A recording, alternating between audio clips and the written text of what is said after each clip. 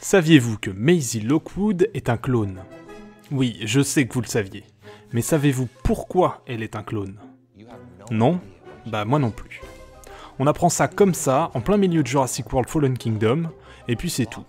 Au milieu de la débâcle provoquée par l'Indoraptor, entre deux courses-poursuites et une fusillade, le méchant du film annonce aux deux héros que l'enfant qui les accompagne est un clone. Un individu génétiquement fabriqué par un vieux milliardaire triste qui ne parvenait pas à faire le deuil de sa fille. Et puis tout le monde repart en cours. Comme si on s'en foutait un peu en fait. Il fallait le dire parce que ça servira plus tard, mais sur le fond ça n'intéresse personne, et surtout pas les scénaristes. Pourtant, habituellement, ce genre de thème fait plutôt l'objet d'un film complet. Que ce soit le clonage humain ou la tentative désespérée de faire revenir un proche décédé, ça mérite qu'on y consacre un peu de profondeur. Souvent, ce genre de démarche se termine d'ailleurs plutôt mal dans les œuvres de fiction. Quelle que soit la méthode utilisée, le clonage ou l'inhumation dans un cimetière indien, faire revenir un être aimé disparu, c'est plutôt voué à l'échec. Mais alors dans Fallen Kingdom, il n'y a aucun début d'esquisse de chouïa de remise en question à ce niveau-là. Lockwood a cloné sa fille décédée parce qu'elle lui manquait, et il semble comblé par ce qu'il a obtenu. Salut grand-père. Ah, te voilà. Viens à côté de moi. Tu m'as manqué, tu sais. J'ai fait un safari à travers tout le Crétacé jusqu'au Jurassique en une journée. Vraiment? Qu'est-ce que tu as vu? Surtout des herbivores. Il y avait quand même un T-Rex. Évidemment, il y a eu des victimes. Iris en fait partie. Elle est morte de peur. Tu as vraiment l'humour grinçant de ta maman. Est-ce que je lui ressemble? Oh oui. C'est comme si elle était devant un miroir. Au-delà de l'imposture scientifique, parce qu'en réalité deux clones humains ne seraient pas identiques et se ressembleraient moins que des vrais jumeaux, la personnalité et les souvenirs du clone seraient aussi forcément différents de ceux de la personne d'origine. Lockwood ne peut pas avoir retrouvé sa fille en la clonant, mais Fallen Kingdom élude totalement ce détail. Finalement, ni les motivations vaines et morbides de Lockwood, ni la recherche d'identité de Maisie ne semblent avoir été des sujets dignes d'intérêt pour les scénaristes qui ont imaginé cette situation. Alors pourquoi? Pourquoi introduire une révélation aussi casse-gueule si c'est pas pour aborder en profondeur les thématiques qu'elle porte? Cherchons autre chose. Les personnages de fiction ont une finalité, ils sont là pour quelque chose. Dans notre précédente vidéo, Malcolm par exemple était l'observateur ironique. Alors à quoi sert donc Maisie dans Fallen Kingdom? Dans Jurassic Park, Tim et Lex étaient, entre autres choses, utilisés comme un moyen de provoquer des péripéties à moindre coût. Montrer les dinosaures coûtait cher, il fallait donc des personnages pouvant se mettre en danger, générer des scènes d'action et de tension, sans faire intervenir des effets spéciaux qui coûtaient un bras.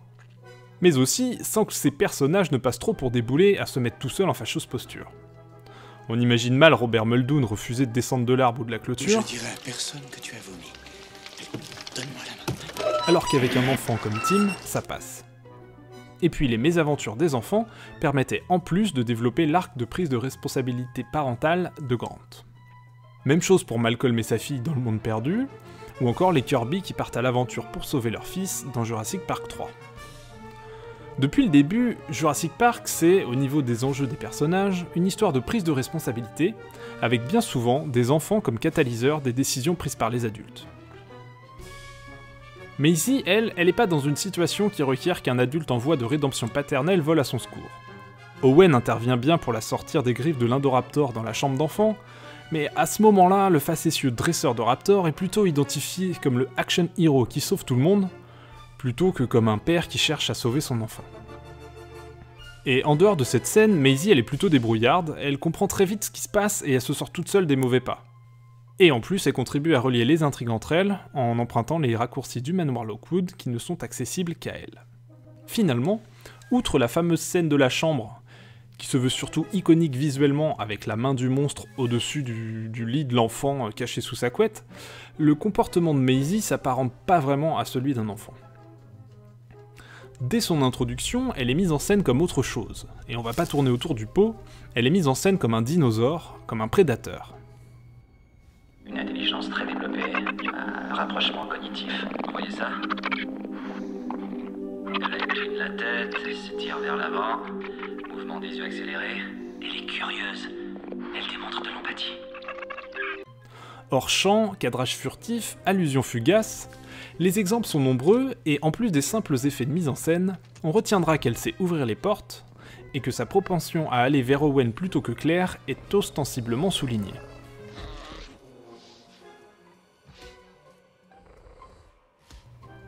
Juan Antonio Bayona dit avoir planqué dans Fallen Kingdom des pistes pour le film suivant. Et le producteur Frank Marshall affirmait avant la sortie du film qu'il avait fallu tempérer certaines idées de Trevorrow pour lesquelles le public n'était pas encore prêt. Et on a vite fait de relier tout ça pour s'attendre à une seconde révélation sur la composition du génome de Maisie dans le 3e épisode de Jurassic World. Notre pire cauchemar se réaliserait alors, la révélation sur le clonage humain dans Fallen Kingdom n'aurait été là que pour réaliser en douceur la transition vers ces foutus hybrides dino-humains. Mais peut-être que je me trompe. Peut-être que ce que j'exprime ici n'est qu'un biais de confirmation, je n'ai vu que ce que je cherchais à voir, et j'interprète les signes pour qu'ils confirment mon opinion préconçue. Après tout, si on nous montre Maisie faire preuve d'intelligence pour déverrouiller sa porte, c'est peut-être juste pour qu'elle puisse retourner dans sa chambre plus tard dans le film, sans avoir à s'arrêter pour tourner la clé. Et si elle va vers Owen plutôt que vers Claire, c'est peut-être que, quand elle les a aperçus brièvement une fois chacun avant de les rencontrer, elle assimile Owen au gentil monsieur qui s'occupe des bébés dinos dans la vidéo, alors que Claire, c'est la dame qui parlait au type qui vient de tuer son grand-père. Ou plus simplement, peut-être que tous ces indices étaient bien là à dessein, mais qu'ils n'annonçaient rien de plus que la révélation qu'on a déjà eue, préparant tant bien que mal le terrain pour la faire accepter au spectateur. Ayant senti peut-être inconsciemment que quelque chose n'allait pas chez cette gamine, on aura accepté plus facilement le grotesque de la révélation. Mais du coup, on n'est pas plus avancé sur l'intérêt de cette révélation en elle-même. Le dernier acte de Fallen Kingdom tente à forcer la création d'une cellule parentale autour de Maisie. Si Jurassic World forçait le rapprochement amoureux de Claire et Owen, Fallen Kingdom essaye d'en faire des parents. Ça n'a aucun sens bien sûr, ça tient pas rationnellement, jamais la DAS ou l'organisme équivalent aux États-Unis n'accepterait que ces deux-là embarquent une gamine pour l'élever, mais c'est ce que la logique émotionnelle induite par l'enchaînement des événements du film cherche à nous faire accepter. En adoptant cet axe de lecture, il est possible que le prénom de Maisie soit une référence au classique de la littérature anglaise « What Maisie Knew », ce que savait Maisie.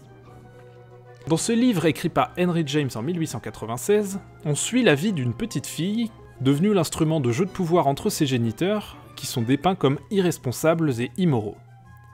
Elle est à tour accaparée puis délaissée par chacun de ses parents biologiques, qui se haïssent mutuellement.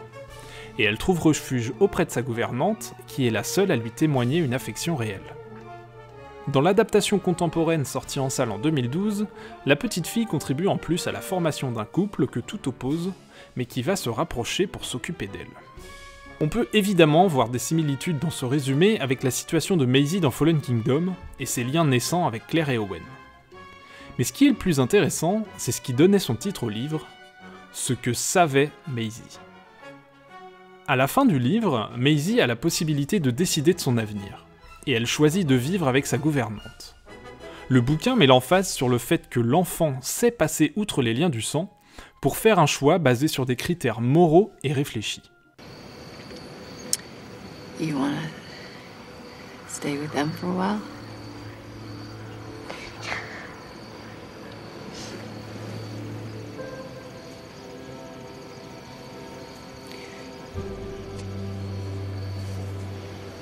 You know who your mother is, right? You.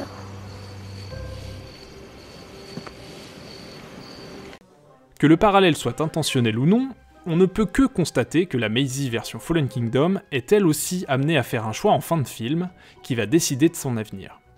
Et de l'avenir de l'humanité, d'ailleurs. Mais à l'inverse de son alter ego littéraire, elle fait ce choix sur un critère irrationnel, émotionnel, qui privilégie les liens du sang.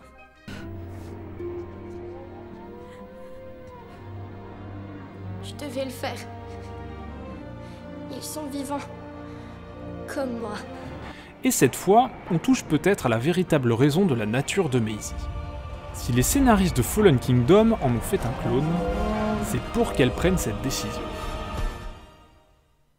Tout au long de sa production, Fallen Kingdom a revendiqué une identité plus adulte, plus profonde que son prédécesseur, ainsi qu'un certain niveau de conscience écologiste.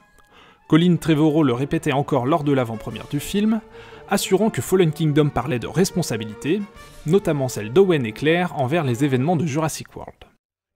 This film is about responsibility, and it's Claire and Owen recognizing that they share some responsibility for all these things that have happened, and the third film is about redemption.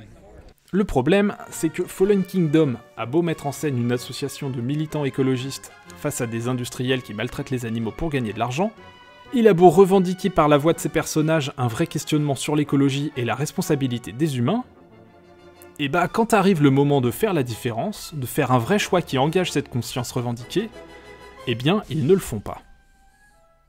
Évidemment, le film ne pouvait pas faire mourir tous les dinosaures dans le sous-sol du manoir, sous peine de mettre une fin prématurée à la licence.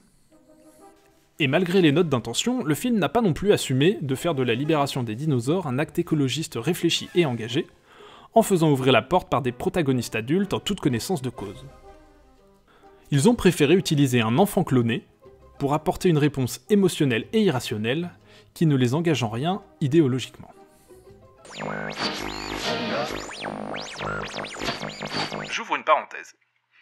Il faut noter que cette figure de l'enfant atypique qui prend des décisions à la place d'adultes dépassés, ça commence à dessiner un motif récurrent dans la courte filmographie de Colin Trevorrow. 2 exemples. Le premier, c'est Gray, dans Jurassic World, le plus jeune des 2 frères qui visite le parc.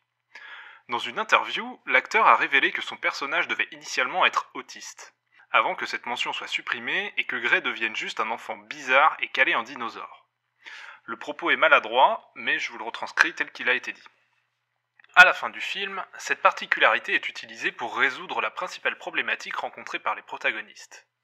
Par une association d'idées un peu étrange, il nous faut plus de dents, Gray donne à Claire la solution pour vaincre l'Indominus Rex.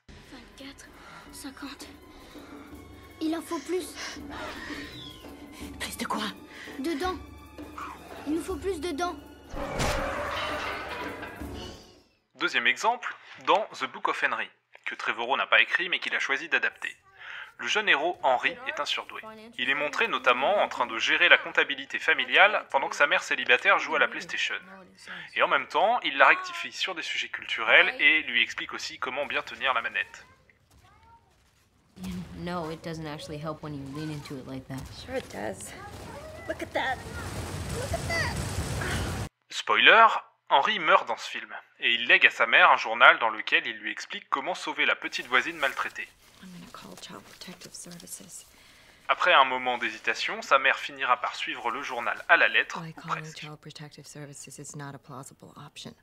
résolvant ainsi la problématique du film, qui est comment sauver la petite voisine maltraitée. Oh, come on, Peter. There's got to be stuff he didn't think of. Stuff Henry didn't think of? Oh, this is ridiculous. There has to be another way to help Christina. Why, there's no way to help. Et donc, dans ces 3 cas, ces 2-là plus celui de Maisie, les enfants identifiés comme atypiques prennent les décisions qui résoudront les problématiques des films, et les adultes, en particulier les figures féminines en situation de responsabilité, subissent ou au mieux obéissent à ces décisions. Alors certes, dans les 2 premiers Jurassic Park, on a 2 cas où des enfants utilisent des capacités qui leur sont propres pour sauver un peu la mise aux adultes aussi. Lex qui verrouille les portes avec ses connaissances en informatique, et Kelly qui empale un raptor en faisant de la gym.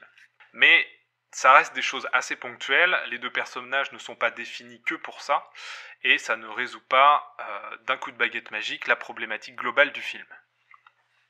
Et si vous voulez creuser un petit peu plus cette histoire de personnage féminin chez Trevorrow, je vous invite à jeter un œil à son court-métrage étudiant, Home Base. Fin de la parenthèse, j'en reviens au sujet. Maisie offre donc une porte de sortie. En faisant ce choix pour des critères liés à sa nature de clone auxquels personne d'autre qu'elle ne peut s'identifier, elle dédouane ainsi le film de toute prise de position sérieuse et assumée. Et elle efface la question que le film était censé porter et transmettre aux spectateurs, que devrions-nous faire ? Rappelez-vous, en introduction, je disais que les enfants dans les premiers Jurassic Park étaient des catalyseurs pour que les adultes prennent leurs responsabilités. Ils ne donnaient pas de directives, mais à leur contact, les adultes se découvraient des facultés de prise de risque et de décision pour tenir leur rôle. Et bah dans Fallen Kingdom, c'est le contraire. L'enfant est là pour prendre la décision à la place des adultes. Il retire toute responsabilité à Owen et Claire sur les événements à venir, alors que de la bouche même de Trevorrow, c'est le sujet du film, les deux personnages étant selon lui les parents du Nouveau Monde. Et puisque c'est bien beau de parler de responsabilité, je vais prendre les miennes. J'annonce qu'on n'entendra plus jamais parler de clonage humain dans Jurassic World. Cette idée pourtant structurante n'était là que pour servir de paravent à des scénaristes qui ne voulaient pas assumer le message écologiste de leur film.